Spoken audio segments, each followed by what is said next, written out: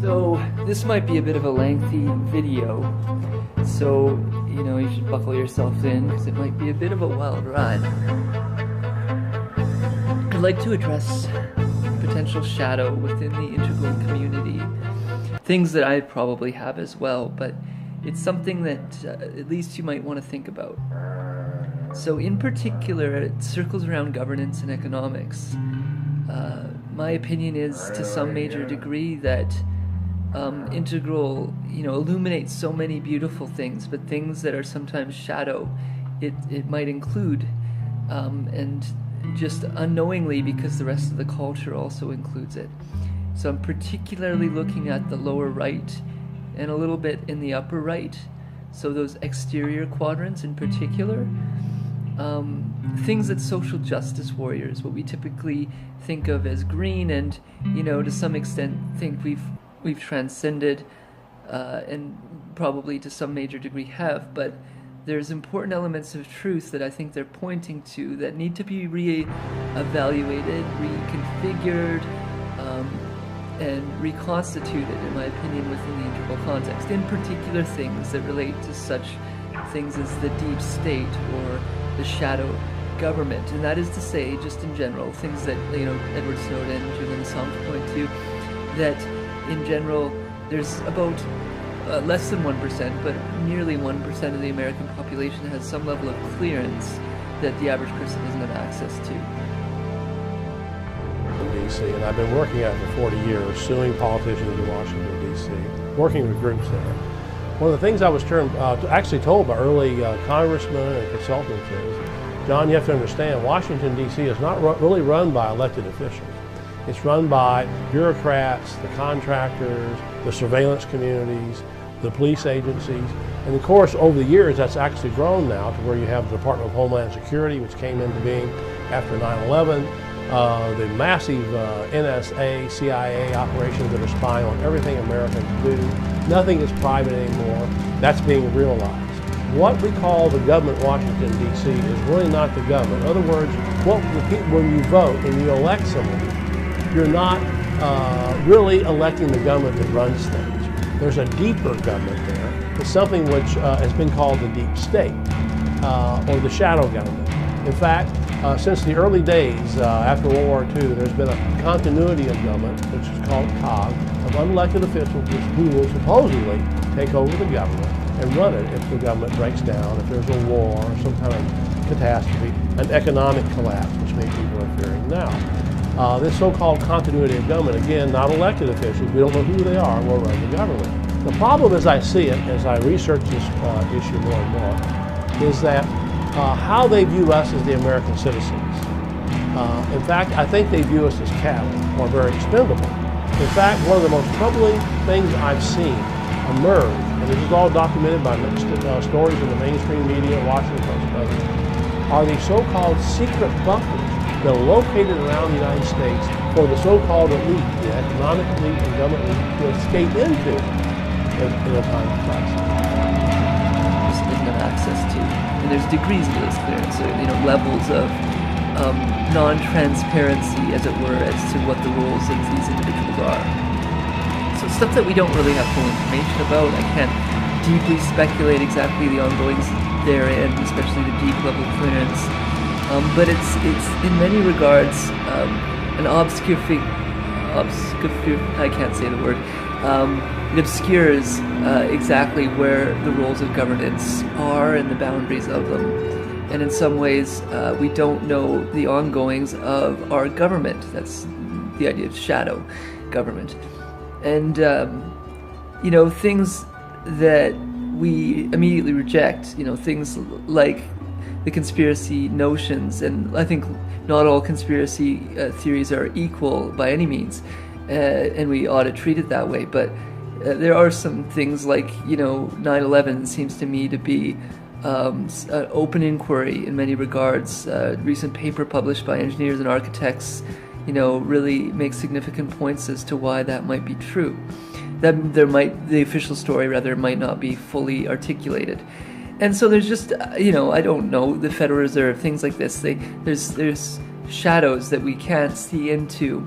And I think this revolves, so hold that. That's an idea.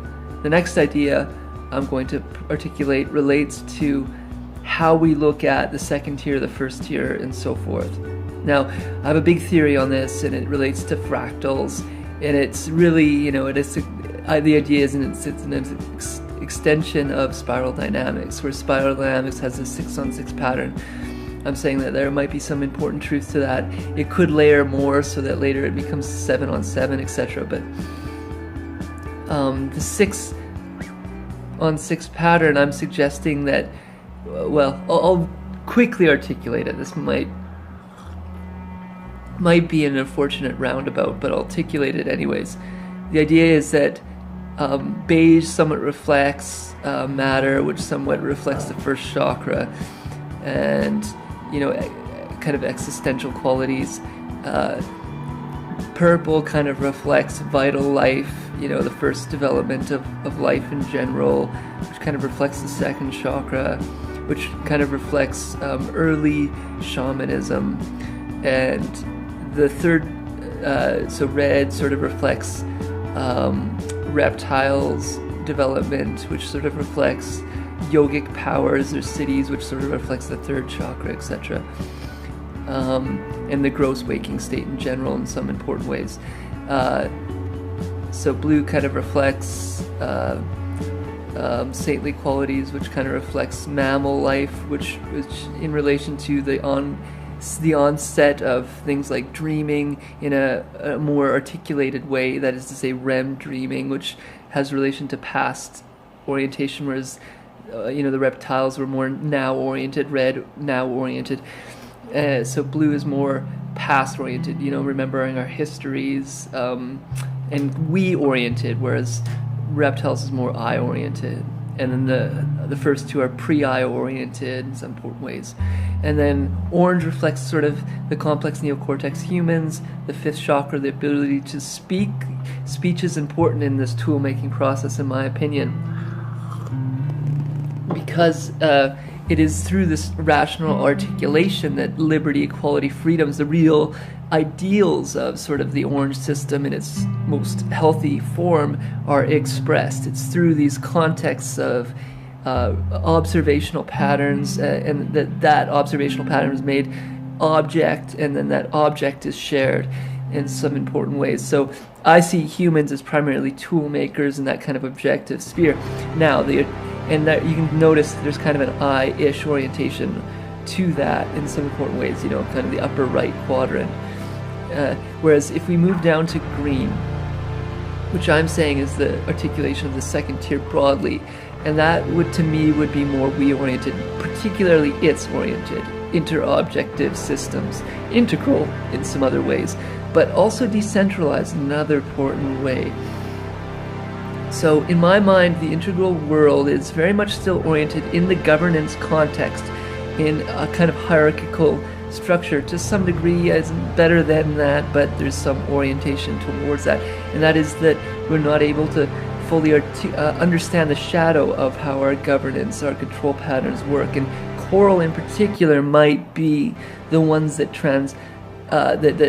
that can fight against this. You can see the power orientation here, and there could be a lot of shadows in this messy mutagenic stew. So red and coral would, if spiral dynamics is right, have relationships here, and the coral notion would be in which pointing out the shadows of our governance, our economics, because it can actually see them. It can actually create a new context for governance in a decentralized context, in a context in which we create distributed open systems that are still meshworks and take into account achievement and pluralistic realities and all the good things of first tier, but point out the shadow, the deep shadow that's there in our present system. And so I'm not articulating this very well, but the idea in general is that pretend that we're cyborgs, and the fifth system was related to speech. The sixth system, if second tier is the sixth system broadly speaking, then it's related to the mind, in my opinion. We share impressions, we share thought patterns, we share visions in many ways from one mind to the other with this will be later in that second tier. So the second tier in integral theory tends to stop at indigo, which is the third step up. I'm saying it carries on. Coral is actually, in my opinion, a better expression of what's really going on here. Indigo would be the next. That would be a relationship to blue, higher order in a decentralized context, if that makes any sense. So coral in this presentation, new brain mind, related to, in some important ways, reptiles. That is to say, it has that kind of power orientation that reptiles primarily focus on, new kind of orientation to sex and these sort of things. We can see this in virtual environments in particular and whatnot. But visionary, in particularly visionary, psychic-oriented. We ought to reorganize economics, how we ought to reorganize governance. Those are the people that I really look at as the spearheaders of the coral domain, particularly those that see through the shadow government, that have looked into the shadow government deeply and kind of understand how that control matrix doesn't really cut it. It played a good role perhaps a couple hundred years ago. It was much smaller and so forth. But now we need more transparency in a decentralized context, because we're going to have open mind contact, in my opinion, from person to person in some ways in the near future through cybernetic technologies. So that's a very nutshell version of this, and not very clear, but be well.